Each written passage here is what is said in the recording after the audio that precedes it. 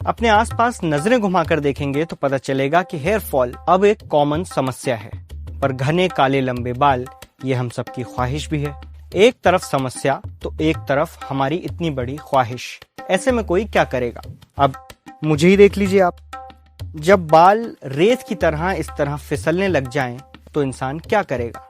जाहिर है इलाज ढूंढेगा, और जब इलाज से भी कामयाबी नहीं मिले तो वो हर उस नुस्खे को आजमाना चाहेगा जिसमें दावा किया जा रहा हो कि उसके बाल वापस आ जाएंगे। क्या आप भी इंटरनेट पर हेयर ग्रोथ रेमेडीज ढूंढ रहे हैं? क्या हेयर ऑयल से रीग्रोथ होता है? हेयर फॉल को रोकने का सबसे बड़ा नुस्खा क्या हो सकता है? आज से 4 महीने पहले ये एरिया बिल्कुल खाली था। अगर हम शैम्पू से क्लेम करें बाल उग जाएंगे वापस, दैट इज रॉन्ग। कोई नेचुरल तरीका नहीं होता इसको रोकने। यही वजह है कि भारत में हेयर फॉल ट्रीटमेंट का मार्केट 2024 तक $282.41 मिलियन का रहा। अब इतना बड़ा मार्केट है, जाहिर है इसके सारे प्रोडक्ट्स, सारी दवाइयां साइंटिफिकली प्रूवन नहीं है। वैसे भी हेयर फॉल एक ऐसी समस्या है जिसमें एक हद के बाद इलाज नहीं हो सकता, वो समस्या सॉल्व नहीं हो सकती। पर जब सोशल मीडिया खोलेंगे तो दावे और बड़े बड़े वादे कई हैं, इनका कोई अंत नहीं।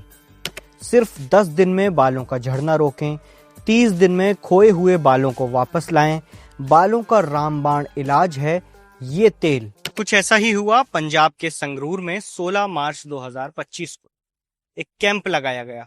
सोशल मीडिया पर इस कैंप का जोरों शोरों से प्रचार किया गया। प्रचार करने वालों में पंजाब के लोकल सेलिब्रिटीज भी शामिल थे। 16 ਮਾਰਚ ਸੰਗਰੂਰ ਵਿਖੇ ਕਾਲੀ ਮਾਤਾ ਜੀ ਦੇ ਮੰਦਿਰ ਦੇ ਵਿੱਚ अपने बालों की ट्रीटमेंट करवाओ। 11 ਤੋਂ 5 बजे तक दवाई लगूगी। दावा किया गया कि कैंप में लोगों के सिर पर एक तेल लगाया जाएगा और जो इस तेल को लगाएगा अपने घने लंबे काले बालों का सपना पूरा कर पाएगा। हजारों की संख्या में लोगों ने इस दावे को सच माना और इस कैंप में पहुंचे। 100 से ज्यादा लोगों को कैंप में लगाए गए तेल की वजह से आई इन्फेक्शन का सामना करना पड़ा। एक अफवाह का असर इतना खतरनाक हो सकता है, कई बार इससे भी ज्यादा खतरनाक। कॉल हो रहेगा ਇਹਦੇ ਵਾਸਤੇ ਕੋਈ ਮੈਡੀਸਨ ਦੇਣ ਆਏ ਹੋਏ ਨੇ ਤੇ ਬਹੁਤ ਵਧੀਆ ਗਰੋਥ ਹੋ ਰਹੀ ਹੈ ਤੇ ਰਿਜ਼ਲਟ ਵਧੀਆ ਆ ਰਹੇ ਨੇ। ਚਲੋ ਕੋਈ ਨਹੀਂ ਫਿਰ ਪੇਸ਼ੈਂਟ।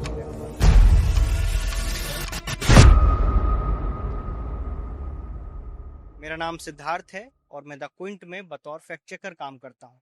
मेरा काम सिर्फ हेल्थ से जुड़ी अफवाहों का सच आप तक पहुंचाना नहीं, बल्कि ये बताना भी है कि अफवाहें कितनी खतरनाक हो सकती हैं।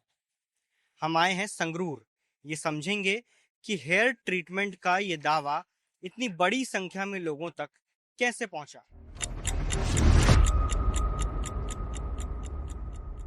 खन्ना से टीम आई थी 9x0 स्टाइल, उनकी टीम आई थी कैंप लगाने के लिए। मैंने भी लगवाई थी यहाँ, तो बाल तो पता नहीं आएंगे कि नहीं आएंगे, लेकिन इतना जरूर है भी उस दिन मैं तकलीफ में बहुत होया था। वॉश किया जी, जो 5 मिनट के बाद 5-6 मिनट के बाद वॉश किया तो आधे घंटे में मेरी आंखों में जलन होने लगी। मैंने इग्नोर कर दिया जी। घर में आके फिर मैं थोड़ी में जलन होने लगी, फेस में मेरे सोजस आ गई जी, आंखों में मेरी लाल हो गई। फिर मैं हॉस्पिटल में चला गया। रेडनेस बहुत हो गई थी, सोजस आंखों की खुली नहीं रही थी, आंखें बंद हो गई थी मेरी दोनों, सोजस इतनी आ गई थी और सर पे पूरा लाल हो गया था।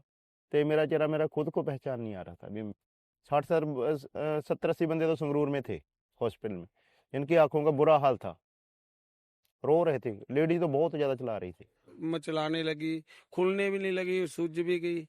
जितने भी लोग आए थे उनको दर्द, जो सबसे बड़ी कंप्लेंट थी, दर्द, बेतहाशा दर्द था, रड़क थी, पानी, लाली और पूरा आंखों की पलकें सूज गई थी। लोगों को दिखने में भी दिक्कत हो रही थी, क्योंकि ये एक समय में इतने सारे लोगों को हो गया, 200, 250, 300 लोगों को इकट्ठा ही हो गया। इसके कारण पूरे शहर में अफरा तफरी का माहौल हो गया।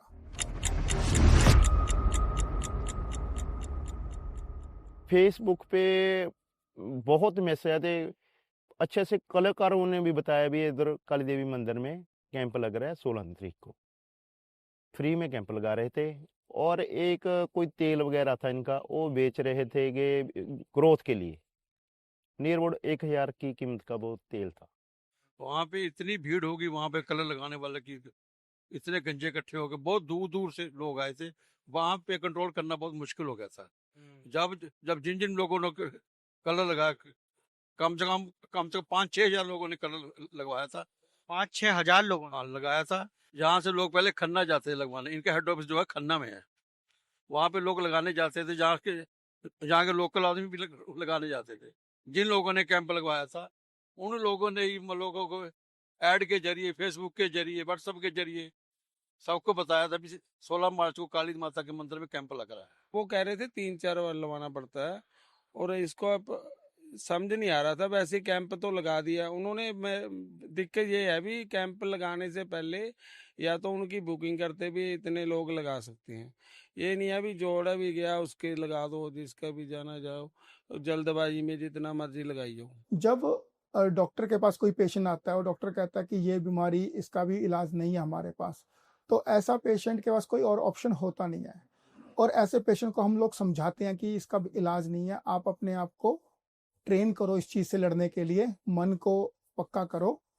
लेकिन ऐसा लोग बहुत वनरेबल होते हैं जिसको ना हर कोई एक्सप्लॉइट करता है। जैसे मुझे खुद आप देख रहे हो कि बाल नहीं है, आपने नोटिस किया होगा। मुझे एक बीमारी है जिसको कहते हैं लाइकन प्लेनस, मेरे खुद के बीच में पैचेस में बाल नहीं है।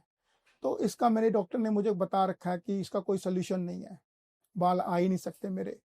तो अब मैं तो समझदार हूँ, डॉक्टर हूँ, तो मुझे मालूम है, लेकिन बहुत सारे ऐसे लोग होंगे जिनको सेम बीमारी है, वो लोग इन लोगों के चक्कर में फंस जाते हैं जो क्लेम करते हैं कि 100% बाल आपके आ जाएंगे।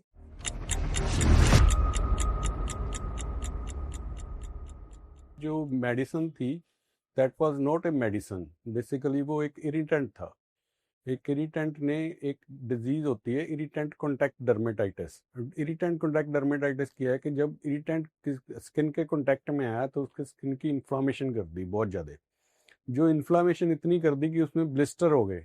ब्लिस्टर होने के बाद वो इतनी सूजन आ गई कि वो आंखों तक भी पहुंच गई, आंखों की रेडनेस होगी, सारे पूरा का पूरा स्वेलिंग होगी। जो इरिटेंट है that was very strong and that was not meant for this hair loss और एनीथिंग एल्स। हाँ, अगर इन सभी का अगर प्रॉपर सही टाइम पे इलाज ना होता तो ये प्रॉब्लम इंक्रीज होता ही, इन्फेक्शन हो जाती। इन्फेक्शन के कारण हो सकता है आई साइट भी चली जाने का डर रहता है इसमें। संगरूर के प्रशासन का कहना है कि कैंप बिना अनुमति के लगाया गया था। कैंप का आयोजन करने वाले तेजिंदर पाल सिंह और अमनदीप सिंह के खिलाफ पुलिस ने एफआईआर दर्ज कर ली है। एफआईआर भ्रामक दवाइयों का प्रचार करने से जुड़ी धाराओं में दर्ज हुई है। आरोपी अमनदीप सिंह की अग्रिम जमानत याचिका को खारिज करते हुए पंजाब हरियाणा हाई कोर्ट ने कहा कि यह मामला पब्लिक हेल्थ से जुड़ा है और गंभीर है।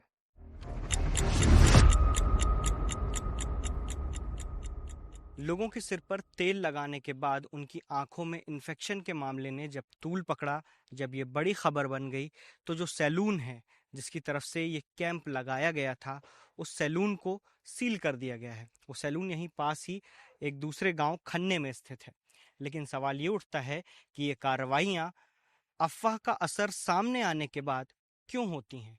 जब अफवाह फैल रही होती है तब प्रशासन एक्शन में क्यों नहीं आता? देखिए, इंडिया में कुछ भी करने के लिए आपको जो है ज़रूरत, अगर आप बाय बुक चलना चाहते हैं तो बहुत परमिशन है, पर प्रैक्टिकली अगर आप देखेंगे अभी भी सड़क पे चले जाते हैं हम, तो वहाँ पे आपको हजारों सैकड़ों में लोग मिलेंगे जो कुछ तेल बेचते हैं, कुछ मर्दाना ताकत बढ़ाने के लिए चीज़ें देते हैं, कुछ मसल वृद्धि के लिए देते हैं।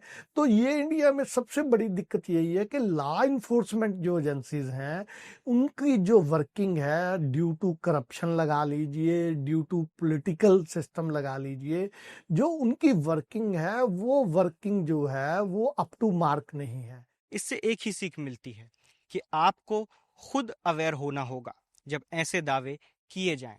जब इंटरनेट पर आपके स्वास्थ्य से जुड़ा या कोई भी गंभीर दावा किया जा रहा हो तो उसे बिना वेरीफाई किए ना तो आगे बढ़ाएं, ना ही उस पर अमल करें। अफवाह के नुकसान की ऐसी ही कई कहानियां हम आप तक पहुंचा रहे हैं अपनी इस खास सीरीज में। इस सीरीज को सपोर्ट करें, हमारे मेंबर बने और बेवकूफ ना बने।